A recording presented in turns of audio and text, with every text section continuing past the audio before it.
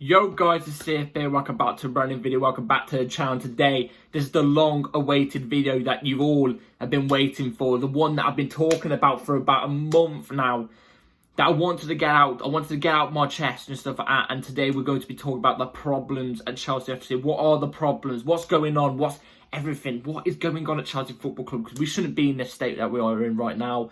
I've got a load of stuff to go through today, so it's a big video. It's a big video. I do not know if this will actually be uploaded before or after the Wolves game, but we'll see when it comes out. I was waiting for the right time to do this video, and I feel like right now is the perfect time to do it. Right now is the perfect time. Like I said, I'm recording this before the Aston Villa second round FA Cup you know what I mean, the replay. So let's get into it. Please like, subscribe, hit the bell notifications to notify every time I load a video. So the first link in the description is my streaming channel. Go and check that out. It'll be very much appreciated. And let's jump straight into it. Let's dive straight into it because we've got a lot to go through. I've been really I want to say excited to do this video because I don't want to do this video. I want to be talking about, you know, the ups of Chelsea Football Club, why we're doing so well and, you know, striving for a title and stuff like that. Not the problems at the club right now, which are in dire need of desperate, attention. We need to put a lot of attention to this because I think over the past year, since the ownership have come in, we've had more more questions than answers. You know what I'm trying to say? So, yeah. Let's get straight into it. You might have to bear with me. There may be some cuts in this video because I need to check through the points and bullet points. So, first bullet point we're going to be talking about is the manager. The manager. Now, it's obviously came out today that apparently the manager's job is not under threat. Pochettino is safe. And apparently the manager's not going to get sacked because of financial reasons, which obviously screams that Chelsea are in financial reasons. Problems, not reasons. So, I just want to show you these quotes first. Before we get into anything.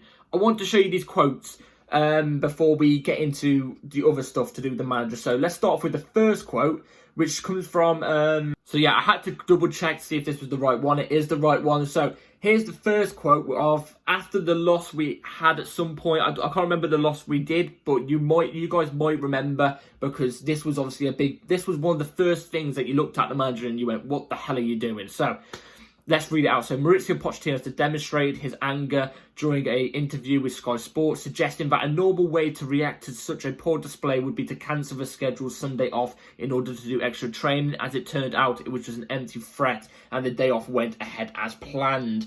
So that's one quote which we're going to be talking about from the manager's side. I remember, I think it was after quite a big loss. You know, we shouldn't have lost the game that we did. And the fashion that happened in, I think the United game rings a bell. It might be after the United game. It was an awful performance, whatever game it was. And, you know, we should have had training. You should have been putting the players to work on the Sunday, not giving them time off. They didn't deserve the time off after the result that we had. And he says in the interview, oh, no, we're going to be in training. We're going to be in training. Yeah, so basically lies behind our us fans' backs and... you know, lets them have the day off. Doesn't even address it in the next interview. So that's one quote. For the next couple of quotes, I'm going to read out, but I might not give an explanation. I might give a little explanation. So here's the next quote as well. So again from Pochettino. The most important thing is that we need to enjoy the semi-final, not to feel like it's a compulsory for us to be in the final. So this is a Chelsea manager saying, oh, no, we should be happy that we're in the semi-final, but it's not, the be-all and the end-all if we don't make it to the final. No. That's not how things run at Chelsea Football Club. When you're a Chelsea manager, you get wins no matter what. You get finals no matter what. You have to be in there. Luckily, we did get to the final, but I wouldn't be surprised if he says this again in, the press conference leading up to the final, which we have to win, in my opinion. We have to win. Let's move on to the next one. Again, there's another quote from Mauricio Pochettino. Mauricio Pochettino has said that the flat atmosphere among supporters at Stamford Bridge this season is a result of disappointing performances under his predecessors, Graham Potter and Frank Lampard.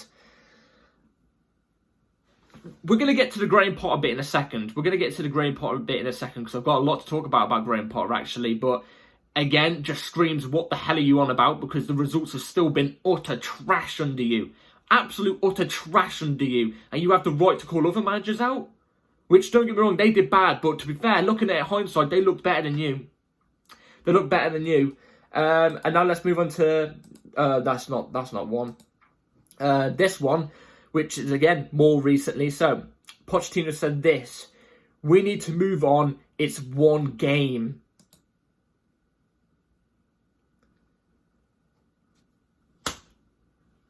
I mean, that's absolutely shocking. You know,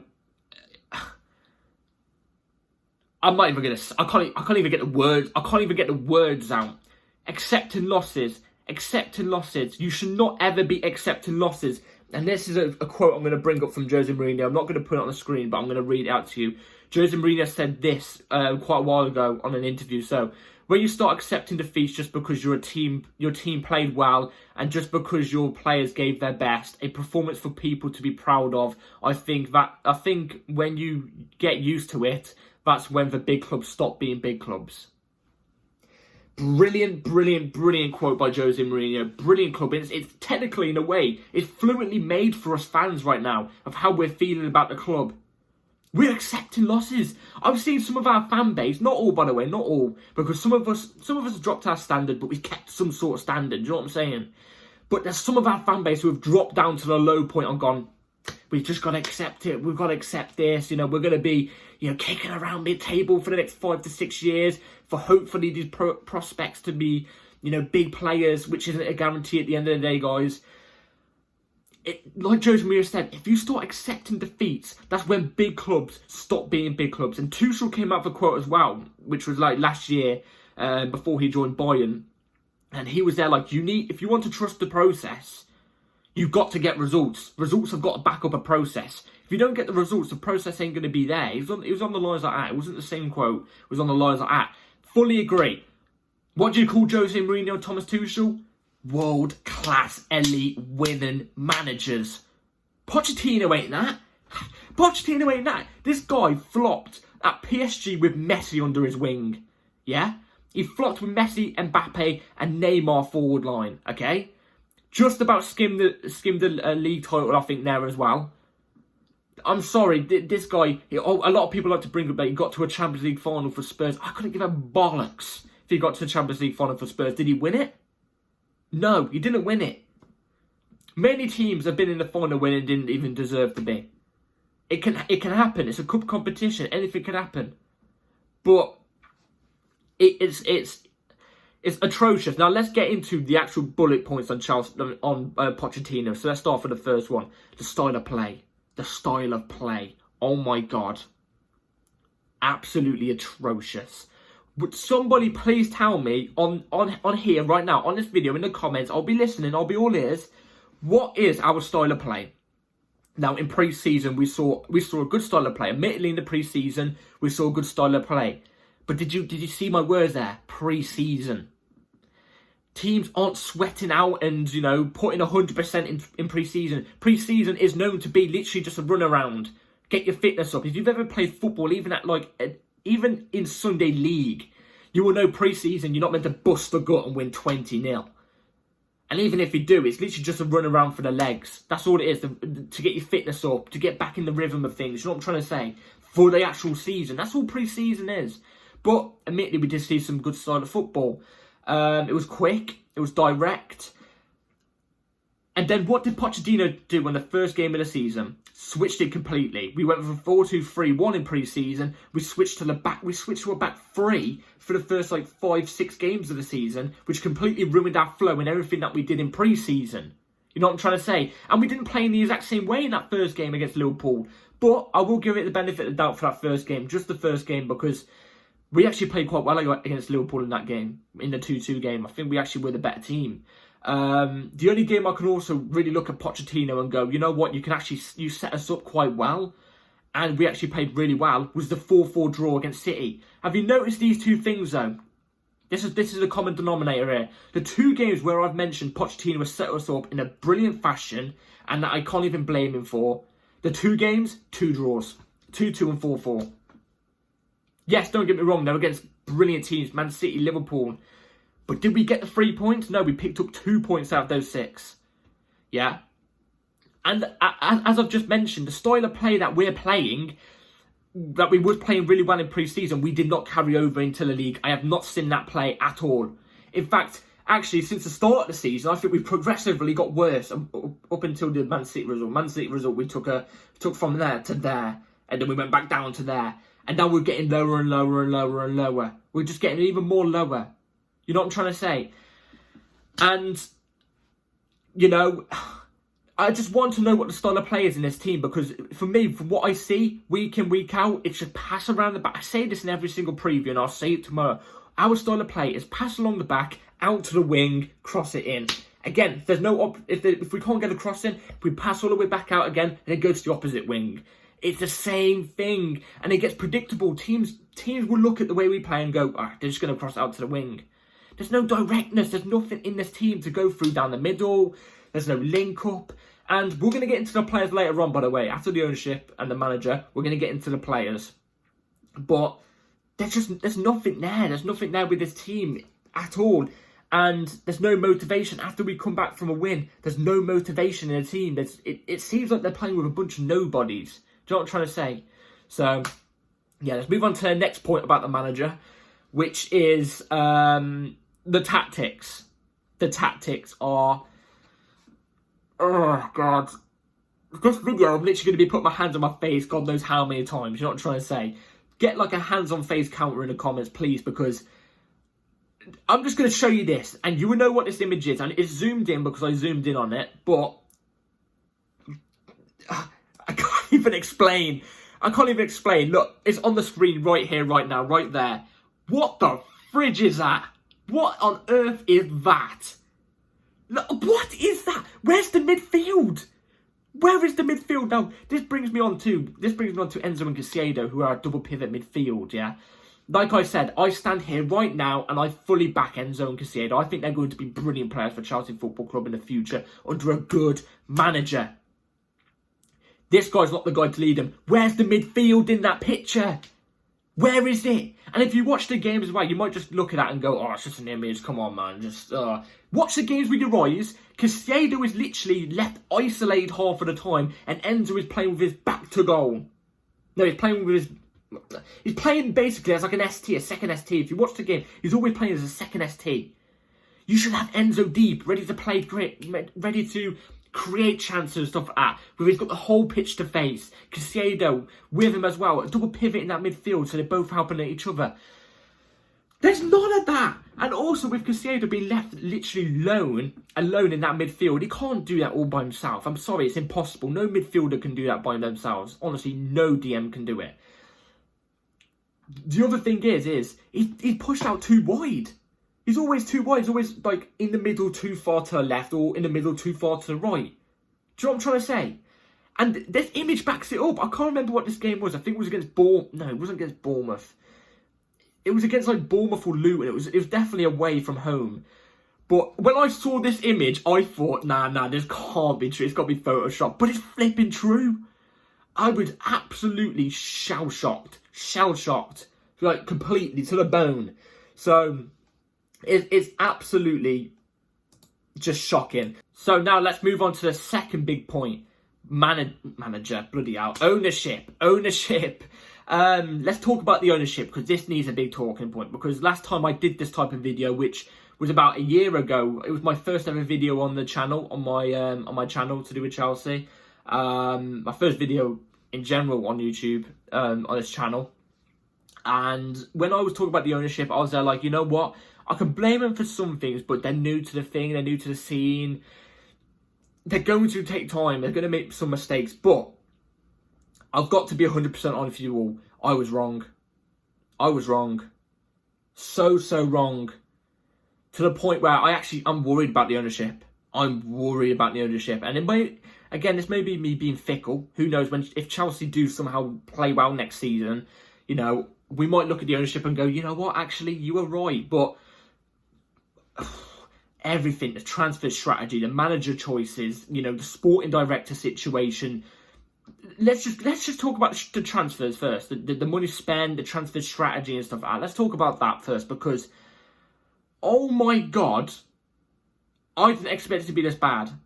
Now, let's go on transfer strategy. We've got a thing where we can only buy players the age of 25 and below. That's our transfer policy. That's what I've seen. Apparently Chelsea have got a policy where if the player is under 25 and under, we've got to buy him. But if they're over, we don't buy him. I'm sitting there like, what on earth have I just read? That's got to be fake. And still to this day, I don't know if it's 100%, but that's what I've read online from quite reliable sources. And when you see the signings that we make, they are all under 25 and under. So it's probably true. How are you meant to strive for a Premier League title when you're buying players that are in between the age of 15 and 24? And even that's a stretch. I think 23 may be the oldest that we brought. Like, seriously, you've got to have some sort of experience to drive this team on. Do you know what I mean? This team is so inexperienced. They're like babies without their parents. They're not going to learn to walk. They're not going to learn how to talk, are they? Do you know what I'm trying to say? These players need experienced players. And I'm not talking players that are 34 or 35. I'm talking about players that are 27, in between 27 and 32, maybe 33. You know, players that have been there, done it, experienced. I'm not talking about just ordinary experience as well. I'm talking about winners. I'm talking about players that have been there, won it, wore the shirt. You know what I mean? And you know what? You can get young players that are very, very experienced and that are winners. You know, I've been screaming for Chelsea to go and get Alphonso Davies. You know, he's 23, turning 24. You might think, oh, but that's not experience. That's not what you call experience. He's played over like 100 games for Bayern Munich. He's been around for like 3 or 4 seasons. He's won pretty much everything at Bayern Munich. Why wouldn't you take that? You know what I mean? Why wouldn't you take that? But we need experience. That's one thing this ownership needs to do. They need to scrap this under 25 policy thing and bring in winning experienced players. Because, you know, I'm fine with the ownership buying young players, like these young talents, 16, 17, 18, who are ready to come in like another 5 years or so and take the reins away from the older players who are getting too old. Do you know what I'm trying to say? But those young players that are in the team that could be with some experienced players, they get to the age of the experienced players like 28, 29 in 5 years' time, the young players I'm on about, and then the other younger players come in, then you've got to balance again. You know what I'm trying to say? This team is very unbalanced. You know what I'm trying to say? It's very, very unbalanced. It needs experience. And yeah, that's my first transfer strategy thing. The next one is this contract wages thing. Oh, God, it's absolutely shocking. When I first saw it and I saw us putting players on, you know, life sentence contracts, you know, where we were putting them on like 7, 8 years, I was there like, you know, it's quite clever, you know, fair enough, you know what I mean? They found a little loophole there. We could be in serious danger because of it. And, you know, they've got the ownership have put the players on good wages as well, you know, 170, 180k a week and stuff like that. You know, very low wages, but these are for young players that might not even reach their potential. By the way, for the young players that I was on about, they might not even ever reach their potential. You know what I'm trying to say? So you're taking an even bigger risk on something that's never done in the Premier League. By the way, Monitor's gone off again. You might even get a Monitor count at this rate, but these players might not even reach their potential, so we're splashing this much money on potential when they might not even reach it. You know what I'm trying to say? So, yeah, we're putting on these players on these low contracts. It screwed us up. It's screwed us up now because when we want to go for a big player, let's say we want to go for like an Osimhen or a Leao or, I don't know, an Alphonso Davies. These players on like 240k a week, 200k a weeks. They're gonna want an increase in salary, aren't they? These big, experienced, top world-class players. They're gonna want a big salary on their contracts. Well, when Chelsea come in and, you know, let's just say they got Alphonso Davies on a 260k a week contract, yeah? What about those young players that have been at the club, experienced the bad times? They're going to look at that and go, you know what, how come this guy deserves this big contract and I don't? Then there's going to be an unsettlement in the squad, isn't there? There's going to be an unsettlement in the squad, which then creates an even bigger problem for the club. You know what? We know where I'm trying to go for this. This wage structure thing that we've done, it's balmy. It's balmy. It's never been done before in the Premier League. It's balmy. And it's because of the amount of young players that we've got. That's why. And I think this wage structure, long-term contract thing has also screwed us off in the long term, and it's screwed us off FFP-wise as well, because the FFP is close on our arses now. It's very, very close on our arses. We might not even be able to spend big now. Do you know what I'm trying to say? So, you know, the wage structure as well, but the money spent. Oh my God, we've spent $1 billion. I mentioned this recently. We've spent $1 billion. How do you spend £1 billion? Yeah, in 3 windows in a year, and get worse. And get worse. Don't get me wrong. We needed a clear out from the last squad. The squad that was around just before Claire Lake came in and stuff like that. We needed a clear out. They were getting too old. You know what I mean? And it was just getting a bit samey and stuff like that. We needed a switch around. We needed a squad clear out. I think everybody can admit that. But not just full of young talent. Balance it out. Balance it out with players that are, you know, that are there. You know what I'm trying to say? That are there. That have done it, wore the shirt, winners. That can help these young players out. Who can add that guidance for these young players. We've got none of that in the squad. None of that. And the players that we do have in that squad to do that, your players like Ben Chilwell, Raheem Sterling, they're not good enough. They're not good enough. Ben Chilwell's injured for half of the season. Let's be real here. He's injured for half of the season. He's not good enough at all either. Raheem Sterling's just not a leader. He's just not a leader. You know, you look at the old school Chelsea spine that we had. You know, your John Terrys. You know, let's just go through it. John Terry, he was a captain leader. You know what I mean? Captain leader legend, obviously, John Terry. But you also had your Drogba's leader. Ivory Coast captain. You know, you had Petr Cech, Czech Republic captain, leader. Lampard, again, leader, experienced. But even, you know, you look at your substitutes and stuff like that, and even your non-substitutes, but you wouldn't class as an amazing top-class Chelsea legend. Michael Essien, legend, leader. Obi Mikel, leader, Nigerian leader. Captains. We had it everywhere. That's why we could interrogate these younger players. Like when we brought Hazard when he was like 20, 21. That's why he could come in and thrive at this club, because he had leaders around him. You know what I'm trying to say? He had them leaders around him that had that balance for him to thrive. We've got none of that for this. We've got absolutely none of that for this.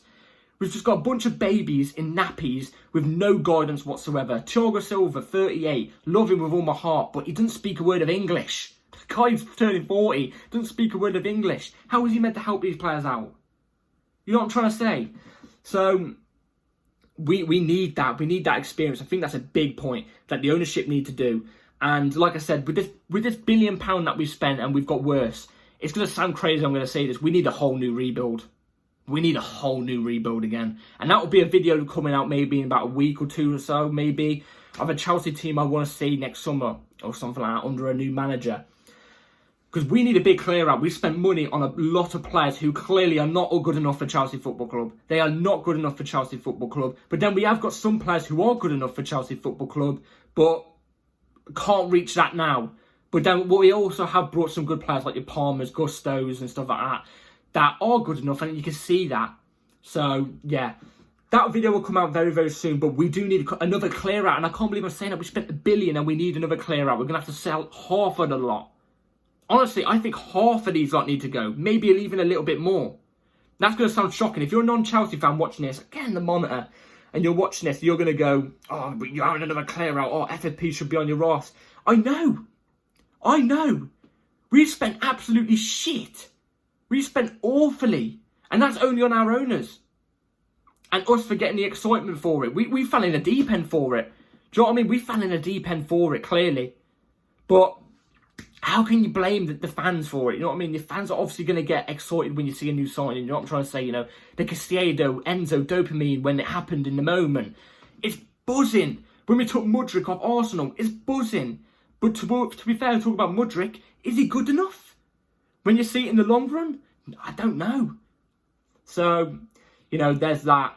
And yeah, to be fair, speak about the ownership, which moves on to my next point. Get rid of Pochettino.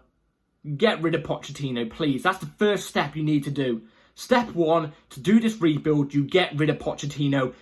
I said yesterday, get rid of him either that night, yesterday night, or 3 p.m. today. They've still not got rid of him. In fact, it feels like they're actually going to stick with him until the Carabao Cup final, depending on how results go. It's shocking. You're lowering the standards here. And I've seen a lot of people go, oh, but if you sack Pochettino, and get rid of half of the squad, it goes against what the ownership want to do for this rebuild and stuff like that, this process. But these are the exact same people that are saying this process isn't good enough. It's not good enough. Sack it off. Sack it off. That goes for the manager and some of these players. And a stupid strategy process these ownership have gone for. Sack it off. If the ownership go in the summer, do you know what? Let's change it up. This is clearly not going to work. Let's get the manager gone. Let's get all these players gone. Let's just start again and go for what other teams do, but just in a better fashion. Then I can understand that. I'll be happy. I'll look at that and go, you know what? I wouldn't even be surprised if we don't win the league and we finish maybe just outside the top 5, because you're trying to change it up and trying to just go for the normal way forward. That I would obviously it would be a bit annoying, the fact that we haven't finished top 4 again. But I would look at that and go, you know what? You tried to rectify your mistake. But if you're sticking with this for longer and longer and longer and longer, like I said yesterday, we're just going to fall down to a mid-table club. We're going to drop down to a mid-table club. Like, not even 6th, 7th, 8th, around that, like United and Arsenal were doing during their rebuilds. Obviously, teams go through rebuilds. We're going to be lying 10th, 11th and 12th season in, season out for the next couple of years. And like I said, these potential players might not even reach their potential. So is there any point? Some of them you can say they will. They definitely will. Your Palmers, your Gustos and stuff. But it's not a guarantee all these are going to do that, are they? You know what I'm trying to say? So just sack off this process thing that you're trying to go for. These process managers as well. It's never been Chelsea. It's never been Chelsea. Chelsea have always been a higher up. I wouldn't say we've always been, but since Roma's come in, that's why we were so successful. Is hire and fire managers. It got managers working. It got managers put the pressure on them to win. You know what I'm trying to say? So yeah, that's one of my points. And then moving on to my last point about the ownership. Oh yeah, wait, before as well. I did say, yeah, get rid of Pochettino. He's not the guy to go forward. He never has been. Also, speaking about Poch as well, the comments he came out with. This is a bit all over the place now. I've just realised. I've literally just remembered the comments that he came out with to do with Spurs when it came to the time when we were about to play Spurs, when we won 4-1 that game. Oh my God, those comments rattled me the most. I think that's the most rattled I've ever been by a bunch of comments ever in my entire life. The guy legit said, I don't know how it's been ran, I don't know how people let it go as well. He legit came out and said that I can't even remember fully, but it was something along the lines like he would have loved to stay at Tottenham and, he still loves Tottenham and stuff like that. You cannot be a Chelsea manager at this moment in time and say them words. You cannot be that manager and say that at the time. That is a sackable offence. It's criminal to say that. It's absolutely criminal to say that. And that from that moment, my head was gone. My head was gone. I think I said in a couple videos that I'm still on the fence with him, but my head realistically was completely out of it. Completely out of it. So, there's that. If they generally don't sack Pochettino, and this is where I'm going to bring up my next point. This is one thing I want to bring up. So, let's bring up last season. Here's the image. You've probably seen it on Twitter recently. Here's an image here. Last season, we played 22 games. Won 8, drawn 7, lost 7, scored 22, conceded 21, and was on 31 points, lying in 10th, yeah? That was around this time last season, yeah? So where are we right now? We are 10th place, 22 games played, 9 wins, 4 draws, 9 losses. Well, we've got 10 losses now, I'm pretty sure. 36 goals scored, fair enough, scored more. We've conceded more though, 35, and we're on the exact same points. We are literally on the exact same points, on the exact same games, in the exact same position, with more losses this time. With more losses. So, has there really been any process? Has there really been any process since last season? And let's be real, this brings me on to my point about Pochettino, actually. No, to do with Potter, actually. Potter got sacked for this. I was an advocate for Potter to get sacked. I still think Potter deserved to get sacked. But with Potter, there was a style of play. There was something there. You could see there was some sort of style of play, but it just wasn't consistent anywhere near enough. The things he'd come out with press conferences as well wasn't good enough. The words he would speak wasn't good enough. You could tell he was being swallowed by the pressure of Chelsea Football Club. I think Chelsea Football Club was too much of a big step for him. He should have gone to a club maybe a level below just before, like the next type of big club before moving to Chelsea, who was a massive club. I'm not trying to say like moving to an Aston Villa or a West Ham or something like that. He should have gone with. But you could see something there with him, and he was doing it with an overblown squad. Remember this. He had like 40 players in his squad. Pochettino has got the perfect amount in his squad. You know, perfect amount in his squad. Got, you could probably say, more quality in the squad as well. And like I said, Potter got sacked for this. Yet these ownership are going to stick with Potter. No, with Poch. Oh my God, Jesus. They're going to stick with Poch for the exact same thing. They're going to stick for him. This guy's not world class. This guy isn't the guy to drive us forward. Please, Chelsea Football Club. Please, for the love of God, sack him before it's too late. Like Bell Silver said on Twitter yesterday, or X, whatever you call it. Sack him before it's too late. Change it. Please. And appoint a world-class winner. Appoint a world-class winner. We need that more than anything right now. Absolutely anything. So the ownership have got to take a large percent of blame here, a large percent. They've had loads of managers wrong now. They wrongly sacked Tuchel after spending 300 or 200 odd million on him. They sacked after a month of backing him. Apparently, a month or two after backing Potter, they sack him.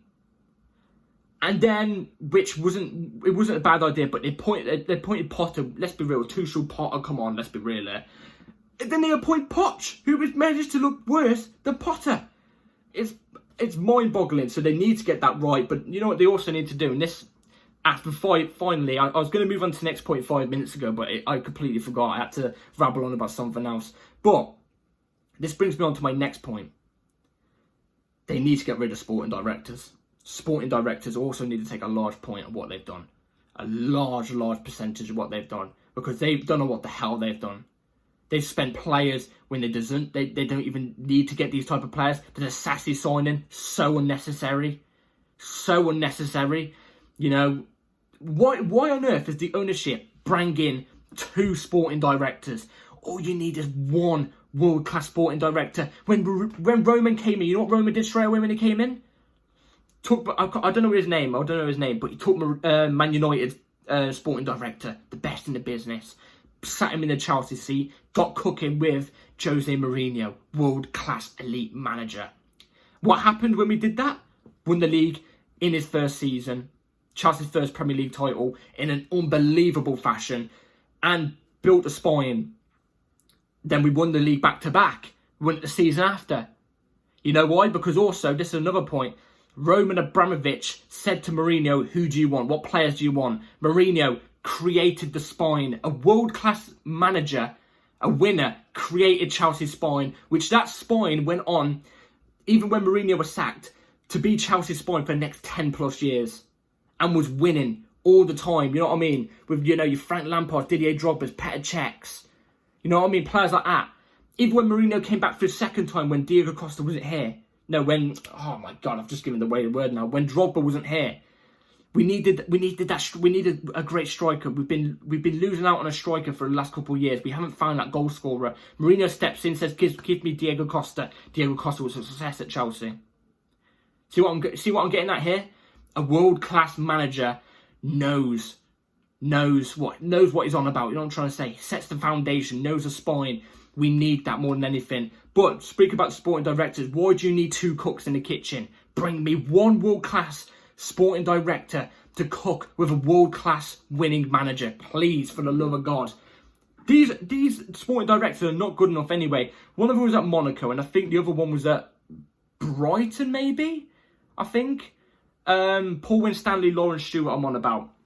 I think it was at Brighton, if I'm not mistaken. Let me know in the comments down if I'm getting wrong about that. But you don't need 2. You don't need 2. And they're both not winners. And they're both not world class. Brighton, I don't know why we're always shopping at Brighton. They were only kicking about around 8th or 7th. They were doing really well, don't get it wrong, fair play to them. But like, they weren't winning titles and winning cup finals and stuff like that, were they? So why have we done it? I don't know. It's really worrying. It's really, really worrying, and we need a new sporting director, but we only need one. We only need one. But my fear is we're not going to do that. My fear is, with this ownership, we're going to stick with this process thing because we're too far gone. We're going to stick with this manager. I don't know. But even when we get rid of this manager, will we just go and find another process manager? Another manager that's good at working with youth talent, that kicks around 5th, 4th, not a serial winner? And my other thing is will we even get rid of the sporting director as well and bring in one more class sporting director? Or will we fumble the sporting director thing as well? This is my thing. So we immediately need to, this whole club needs another rebuild again and properly as well. Because I think we did things too quickly. Too quickly. So, yeah, immediate changes need to happen at Chelsea Football Club. Otherwise, I actually think we'll be hanging around, we'll become a mid-table club. We'll become 10th, 9th, maybe sometimes 8th. You know, around that for the next couple of years. You can bet your bottom dollar for the next 2 years after this season. So, ownership, this is the real question to you. This is my message to you. Do you want that to happen, or do you want to win titles? As I spit at the screen, Jesus Christ, that's disgusting. Do you want to win titles? Do you want to win stuff? Because at the moment, it just seems you're here for the bag. It literally just seems like you're here for the bag, trying to make it a financial point. You know what I'm trying to say? With the Argyle stuff around the screens and, you know, around the stadium and stuff like that. Do you want to do that? Do you want financial thing? Because, don't get me wrong, you get the financial things even when you're not winning titles, but when you're winning and becoming the best team on the planet, best team in the league, consistently, always competing at the top level, your financial things will boost up anyway. They'll boost up even more when you're a bigger team, winning at everything. Look at Man City, they've got best of both worlds. We've not took the Man City route, we've took the Brighton route. So ownership, this is the real question to you. This is my message to you. Do you want that? Or do you want war with us Chelsea fans? Because war is coming. War is absolutely coming. Make up your mind. Because already Chelsea fans aren't getting happy. Us fans, we're not getting happy at all. We're not going to sit through this week in, week out. The Chelsea fans at the ground who go to the games, I feel awful for them. Don't get me wrong, if I could, I would go to the ground all the time. But that's on my own head. That's just because I love the club so much. But the Chelsea fans at the ground, they're not getting too happy. They're not getting too happy at all. And it's only a matter of time, tick-tock, until it goes very toxic. So, make up your mind. Change it up. An actual change. Rectify your mistakes, which I think the majority of us will understand if that happens. Or just keep going and let it get toxic, like severely toxic. So, yeah, that's my problems to do with Chelsea Football Club video. Thank you all for watching. Sorry it's a bit long, but I had to get a load of things off my chest. So, yeah, thank you all for watching. Be ready here for tomorrow. I think it's going to be the match preview for Chelsea, Aston Villa versus Chelsea FA Cup. I think it is tomorrow, the match preview, because obviously we play on Wednesday. So be ready for that. Like, subscribe, everybody. Take care, all. And yeah, like I said, Chelsea ownership, make up your mind, because this is not Chelsea Football Club. Like Drogba said, I don't recognise this club. Take care, all. Peace.